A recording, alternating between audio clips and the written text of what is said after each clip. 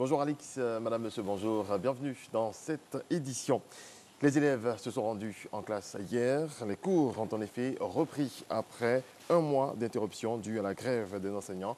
Nos reporters ont sillonné des établissements comme les groupes scolaires Château d'Eau et le lycée moderne de la commune de Cocody, où la reprise est bel et bien effective. Même constat à l'intérieur du pays, notamment à Boaké. Reprise également effective dans l'enseignement supérieur. Nos reporters se sont rendus dans les universités Félix Houphouët-Boigny et Nangui-Abrogwa, où les enseignants ont repris du service hier lundi. Moustapha Diaby, Mahama Traoré. Il est 9h ce lundi. Nous sommes à l'université Félix Houphouët-Boigny où la vie reprend son cours normal après la grève des enseignants du supérieur. On peut apercevoir des attroupements d'étudiants un peu partout. Ce sont des étudiants qui, pour la plupart, sont venus procéder à des réclamations après l'affichage des résultats d'examen. Les résultats sont sortis avant-hier en sciences économiques de gestion. Il y a certains dont les noms figurent qui n'ont pas de notes. Donc le décanat a dit que non, on peut faire des réclamations. Voilà pourquoi vous voyez les fiches dans les mains de certains étudiants ce matin. À la faculté de droit, il faut dire que les concours sont déjà passés, donc nous sommes dans l'attente des résultats. Cap sur Abobo, université Nangui-Abrogwa est notre décor, mais avec les mêmes réalités. Des étudiants en amphi en plein cours, plus loin d'autres en composition.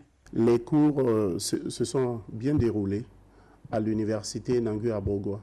À part le tronc commun qui devait commencer la rentrée universitaire 2018-2019 le lundi 25.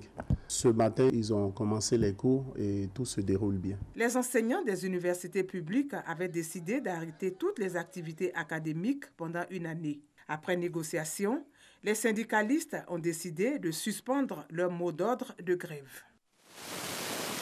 Le ministère de la Solidarité, de la Cohésion sociale et de la lutte contre la pauvreté lance l'élaboration d'un registre social unique des ménages pauvres et vulnérables. Il a été validé et va permettre de gérer au mieux les données des ménages pauvres. Grâce Kando. Se dote d'un registre social unique des ménages pauvres et vulnérables dans le cadre du projet Filets sociaux productifs. Ce document prend en compte, entre autres, les besoins spécifiques de chaque ménage et assure une coordination efficace des interventions au niveau sectoriel. C'est l'opportunité d'un engagement conjoint nécessaire entre parties prenantes pour mobiliser les synergies intersectorielles et éviter ainsi que les initiatives en faveur des groupes vulnérables évoluent de manière cloisonnée sans une possibilité de retracer les différents investissements dans le capital humain des bénéficiaires. Le registre unique des ménages pauvres et vulnérables bénéficie de l'appui technique de plusieurs partenaires, dont l'UNICEF. Il y a pratiquement une année qu'on a commencé cet exercice et derrière, les partenaires ont contribué au développement du concept lui-même, de voir qu'est-ce qu'on met là-dedans, quelles catégories on met, comment on développe les questionnaires, les questions qu'on met dans les questionnaires, comment on lit différentes bases de données, mais aussi on a appris des expériences qui existent dans d'autres pays. C'est aussi important pour nous de voir comment ça va fonctionner. C'est dans ce domaine que les partenaires techniques et financiers sont intéressés à appuyer davantage le registre social unique. Le projet Filets socioproductifs s'inscrit dans la mise en œuvre de la stratégie de protection sociale adoptée par le gouvernement en 2014. Il vise, à travers des allocations trimestrielles, la réduction de l'extrême pauvreté. De mars 2017 à décembre 2018, 35 000 ménages ont bénéficié du projet Filets socioproductifs. Et pour 2019, le gouvernement se fit. Parlons à présent de déclaration de patrimoine en 2018. Sur 6 888 personnes concernées, 5 358 ont déclaré leur patrimoine, un taux de 77,79%. Le reportage de Kader Segodogo. Des responsables de la haute autorité pour la bonne gouvernance qui applaudissent. Ils marquent ainsi leur satisfecit sur le travail accompli en 2018. Pour comprendre, revoyons le processus de déclaration de patrimoine. Henri-Augustin Aka, après 30 années passées à la Banque mondiale, est de retour en Côte d'Ivoire. Il a en charge le dossier. Qui est assujetti à la déclaration de patrimoine? Sont assujettis à la déclaration de patrimoine le président de la République. Le président de la République déclare, et le vice-président déclare à la Cour des comptes. Et à partir du Premier ministre, nous enregistrons les déclarations des membres du gouvernement, les élus, c'est-à-dire sénateurs, députés, les magistrats, les vice-gouverneurs, les gouverneurs et les vice-gouverneurs, et toute personne qui fait usage des ressources financières de l'État. 7 grands groupes sont concernés. Les présidents d'institutions, au nombre de 15, 12 ont déclaré leur patrimoine. Les membres du gouvernement, 80 au total, un chiffre qui tient compte des différents remaniements ministériels. 68 se sont soumis à l'exercice. Les membres du Conseil constitutionnel, sur 9, 8 se sont présentés à la haute autorité. Les élus, 1478 personnalités, 778 manquent à l'appel, le plus mauvais score. Gouverneurs et vice-gouverneurs des districts, 12 au total, 8 ont confirmé. Les magistrats, 65 restants sur 646.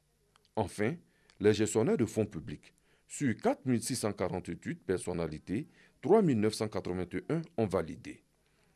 Sur un total général de 6888 assujettis, 5358 personnalités en Côte d'Ivoire ont déclaré leur patrimoine, ce qui représente un taux de 77,79%.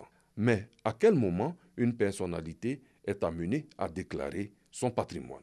La déclaration de patrimoine se fait à la prise de fonction et à la cessation de fonction avec une mise à jour. Elle doit être faite dans des délais bien prescrits. Ceux qui ne déclarent pas ou qui sont retardataires sont soumis à des sanctions. Toute personne qui fait une fausse déclaration ou qui est retardataire doit être servie par voie d'huissier. Un bilan qui doit pouvoir rassurer les Ivoiriens. Avec eux, les amis du pays qui y amènent leur argent. La bonne gouvernance est certainement de mise dans le pays.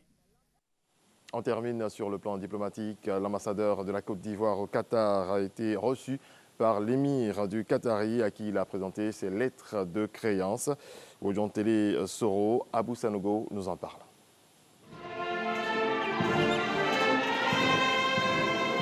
La Côte d'Ivoire est désormais présente sur le territoire du Qatar.